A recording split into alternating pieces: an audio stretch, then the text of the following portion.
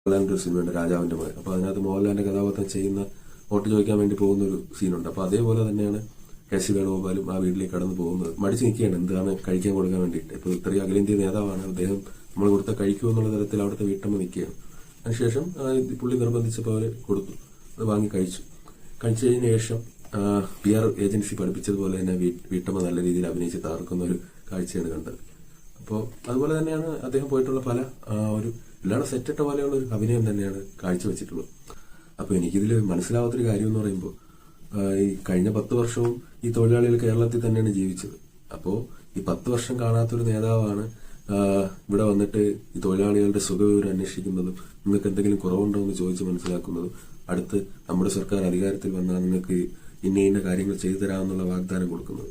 ഈ 10 വർഷവും അവരുടെ വിഷമങ്ങൾ എന്താണെന്ന് ചോദിക്കാത്തൊരു നേതാവാണ് ഈ ഇദ്ദേഹം. എന്നിട്ടാണ് ഈ തെരഞ്ഞെടുപ്പ് അടുത്ത സമയത്ത് ഇവിടുത്തെ കർഷകരുടെ പ്രശ്നം എന്താണെന്ന് പഠിക്കാൻ അവരോടൊപ്പം പാടങ്ങളിലേക്ക് പോകുന്നതും അതുപോലെ ഗിഗ് തൊഴിലാളികളുടെ വിഷയം എന്താണെന്ന് പഠിക്കാൻ അവരോടൊപ്പം ഒരു ദിവസം ഡെലിവറിക്ക് പോകുന്നതും ഒക്കെ ചെയ്യുന്നു.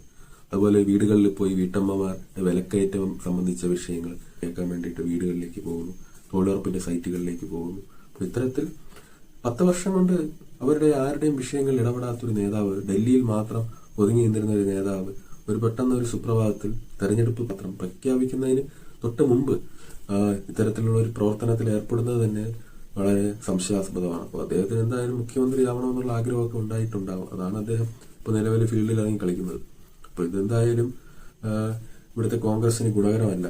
അതുപോലെ സതീശന് ഒട്ടും ഗുണകരമല്ല. ചെന്നിത്തലയ്ക്ക് പിന്നെ പറയാൻ വേണ്ട. അതാണ് നിലവിലത്തെ അവസ്ഥ. കോൺഗ്രസിന്റെ അകത്തുള്ള ഒരു ചേരിപ്പോര് ആരംഭിച്ചിട്ടുണ്ടെന്നാണ് നമുക്ക് പൊതുവെ ഈ ഒരു ചിത്രം കാണുമ്പോൾ മനസ്സിലാകുന്നത്. കെ.സി. വേണുഗോപാൽ തന്നെയാണ് മുന്നിട്ട് നിൽക്കുന്നത്. നിലവിൽ മുഖ്യമന്ത്രി ആവണമെന്നുള്ളൊരു ആ ഒരു വികാരത്തോടെ മുന്നിട്ട് വന്നിട്ടുള്ളത് കെ.സി. വേണുഗോപാലാണ്. അപ്പൊ ഇത് സതീശന് വലിയൊരു അടിയാണ്, അതുപോലെ തന്നെ ചെന്നിത്തലയ്ക്ക് വലിയൊരു അടിയാണ്.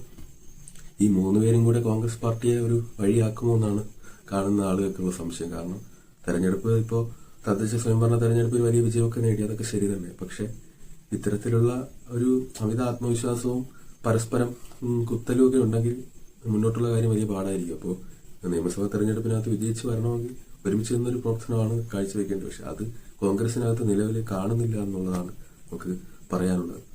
ഈ PR ഏജൻസികൾ എല്ലാ മുന്നണികളും കണക്കാണ്. PR ഏജൻസികൾ നല്ല രീതിയിൽ ഈ മുന്നണികളിലെ നേതാക്കന്മാരെയും പറ്റിച്ച് നല്ല രീതിയിൽ ഈ സമയത്ത് പൈസ ഉണ്ടാക്കുന്നുണ്ട്. അപ്പോൾ എല്ലാ മുന്നണികളും കണക്ക് തന്നെയാണ്. PR ഏജൻസി പറയുന്ന മണ്ടത്തരങ്ങളിലൊക്കെ പോയി ചാടി അവരുടെ സ്വന്തം ഇമേജാണ് അവർ കളയുന്നതെന്ന് അവരൊന്നും മനസ്സിലാക്കുന്നില്ല എന്നുള്ളതാണ് യഥാർത്ഥത്തിൽ ഒരു രാഷ്ട്രീയ വിദ്യാർത്ഥി എന്നുള്ള നിലയിൽ വിഷമം ഉണ്ടാക്കുന്ന കാര്യം. അപ്പോൾ എന്തായാലും അടുത്ത വീഡിയോയുമായി വീണ്ടും കാണാം.